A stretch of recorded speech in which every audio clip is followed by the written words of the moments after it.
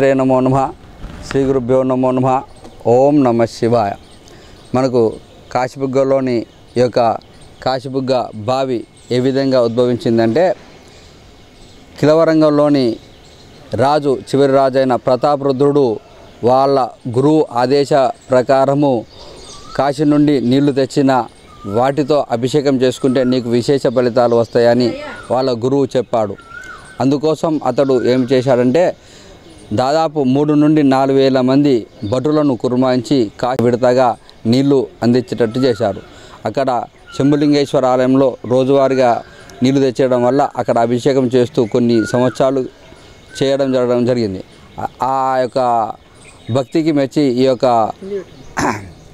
ప్రతాపరుద్రుడికి పరీక్ష పెట్టాలని శివుడు ఏం చేశారంటే వర్షము తుఫాను గాలి రావడం చేసిండు. ఒక వారం 10 రోజులు వరకు ఆ వర్షము తుఫాను రావడం వల్ల ఎక్కడి భటులు అక్కడనే ఆగిపోయారు, నీళ్లు అందించలేకపోయారు.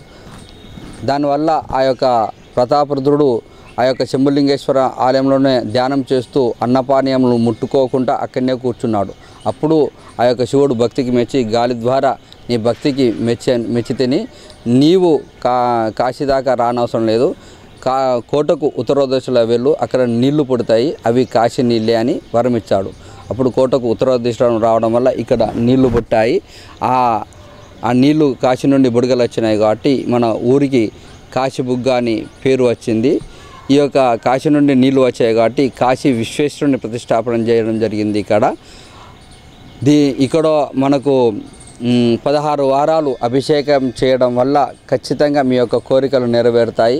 మనకి ఇక్కడ ప్రతిరోజు మహాన్యాసపూర్వక రుద్రాభిషేకం చేయడం జరుగుతుంది.